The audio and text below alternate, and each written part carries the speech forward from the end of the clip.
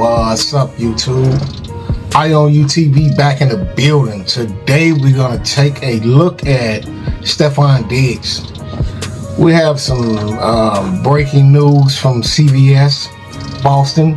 It seems to be that possibly that Stefon Diggs has been caught up in some type of choking or some type of strangulation. We're going to take a look at it though. Hit that like button if you're enjoying the content. Let's check this out. Indicating that the wide receiver is charged with felony strangulation or suffocation and misdemeanor assault and battery. This is stemming from an incident back on December 2nd.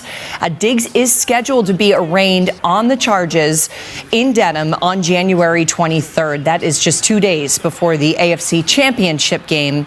The wide receiver's attorneys were in court this morning for a hearing, and we are working to learn more about the incident that led to these charges. We did reach out to the Patriots for a statement. We have that for you here. It says the New England Patriots are aware of the accusations that have been made regarding Stefon Diggs. Stefon has informed the organization that he categorically denies the allegations. We support Stefon. We will continue to gather information and will cooperate fully with the appropriate authorities and the NFL as necessary, out of respect for all of the parties involved. And given that this is an ongoing legal matter, we will have no further comment at this time. We want to bring in Dan Roach now to talk about this with us and the impact, Roachy, that this could have for the team, for the playoffs. We've been on such a roll.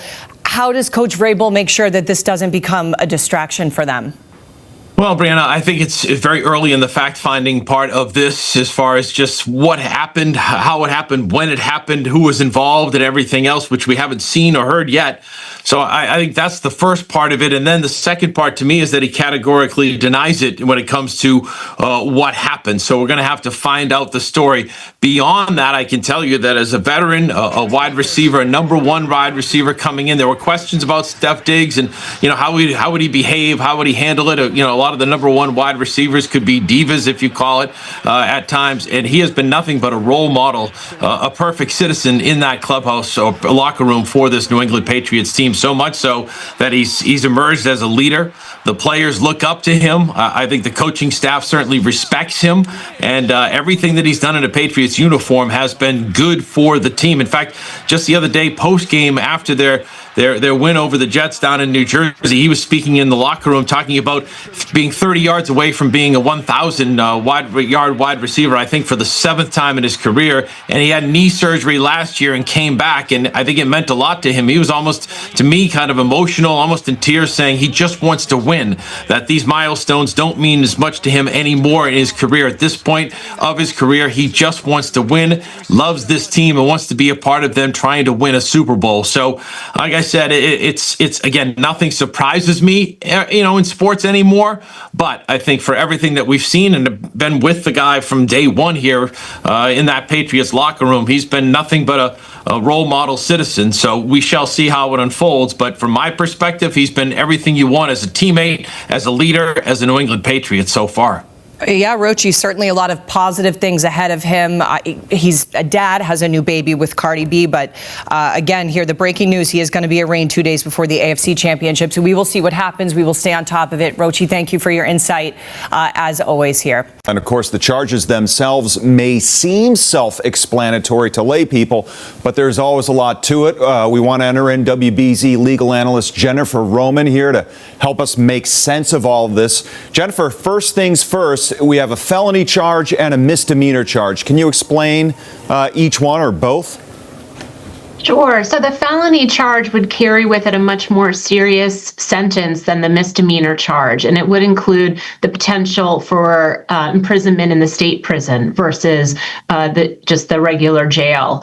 So the nature of the charges make them very different. We don't know if it's a strangulation or a suffocation at this point. We don't really know what the facts are supporting these allegations, but that is definitely the more serious charge of the two.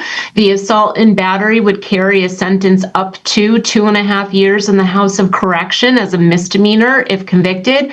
Whether or not somebody gets if convicted, whether or not somebody actually receives the type of sentence they receive depends on the nature of the crime, whether or not they accept responsibility in any way, show remorse, but also whether or not there is a prior criminal history here that would support a harsher sentence. So as this all sort of still is unfolding, we really don't know a whole lot. We'll know more at the arraignment later in January.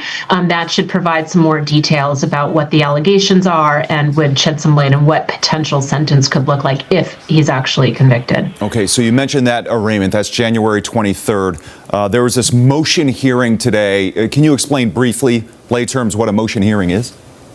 Sure. It's just a way to ask the court to do something that you want. So in this case, the defense is making a formal request that the file be impounded, which would keep it out of the public purview, would keep it away from the press. Those types of motions, when you're talking about somebody who has the kind of star power that Stefon Diggs has, are not usually granted because we do have public interest in these very public figures. So much of their life is already public. There's not really this heavy privacy interest here. So I would be surprised if the judge allowed the defense motion to impound this file and keep it out of the public purview, but it is a possibility. Yeah, interesting. A lot of stuff there. All right, Jennifer, thanks so much for your time. And that January 23rd arraignment is on a Friday, just 2 days before the conference championships. You see, he has been, it's out that he has a strangulation charge and some type of little assault, but strangulation would probably have to be proved. You know, that's a more serious offense.